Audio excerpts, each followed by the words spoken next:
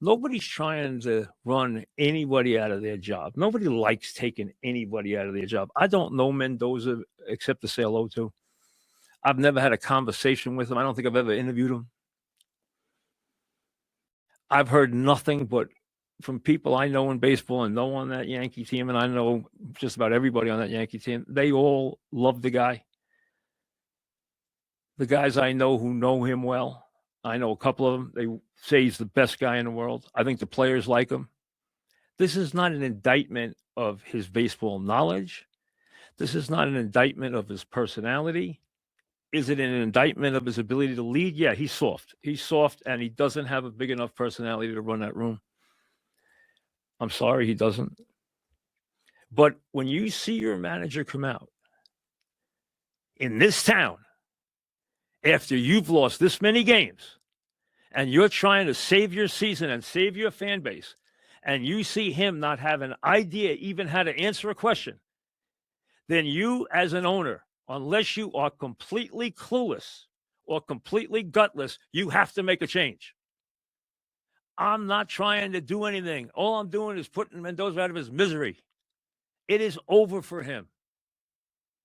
They need a change of scenery, and they have been given a gift, an absolute gift.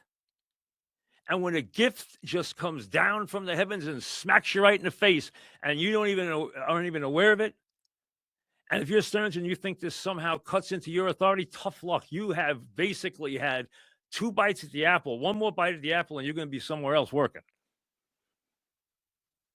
You're going to be doing this silent act somewhere else. Because so far, you have been dreadful.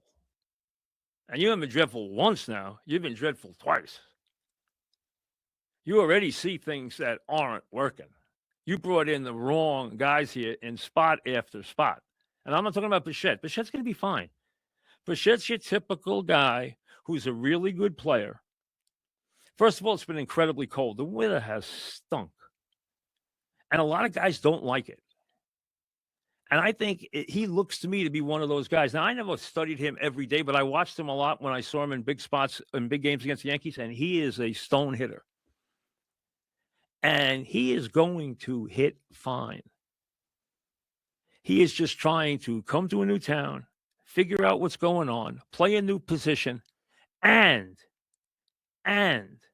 justify a contract that he's embarrassed by. We have seen that from Roger Clemens. We have seen that from Mike Piazza. We have seen that from so many guys that it's almost automatic in this town that happens. Don't worry about him. I don't know what to make of Polanco yet because I can't get him on the field. I think he's always been a clutch hitter. He's always been a dangerous hitter. I think he'll hit, but he's got major injuries. He's got a wrist injury. He's got an Achilles injury. I don't know when he's going to play. This was badly conceived, but here's the bottom line. You came home. You showed a little patience. And then you played this weekend against a terrible team that was 3-10 on the road, which is one of the worst teams in baseball.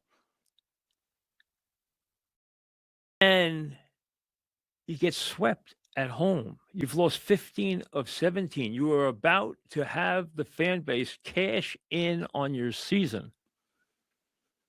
Your manager comes out and meets the media in the biggest city in the world and doesn't even know what to say. He is a guy who, if things were running great, his personality and who he is borderline.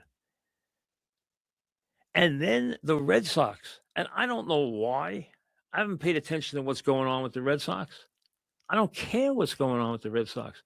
But they give you a chance to hire one of the great managers in baseball. I think the second best manager. Now, to me, you guys know what I think of Francona. I don't have to make any statements about Francona. Just look at the record. Francona is one of the greatest managers in baseball history. Yes, he's a friend. I don't care if that doesn't matter. Just look at the record. Look what he's done already in Cincinnati. Look what he did everywhere he's ever been.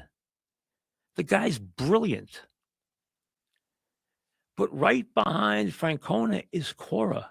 You have a chance here. This is an Andy Reid, Kansas City situation. And I hear today, well, Cora's not going to take the job. First of all, how do you know that? Secondly, Cora's not going to come into this mess. You're not bringing Cora in here so that he tries to win this year. I don't know if he can win this year. I don't know if he can scrape this thing together this year. Bring Cora in here for the next 10 years.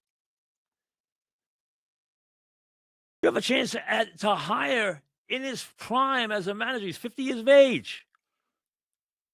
One of the top managers in all of baseball. So what? He makes $7 million. I don't care if Cohen pays him $15 a year. I don't give a damn what he pays him. Doesn't count against you anywhere. It's cab fare for Cohen. Go get your manager. They dropped him from the heavens. They put him on your doorstep. What the hell do you need to do? It bit you on the nose and you can't even do it. Are you that clueless? Forget Stearns. Take Stearns out of the equation. This is about the owner. This is where the owner stands up. This is where you play George. You got a chance to play George. You got a chance to play the back page. This is why you bought the damn team. This is what that and the gambling that you wanted over there with your hotel. To be a big shot.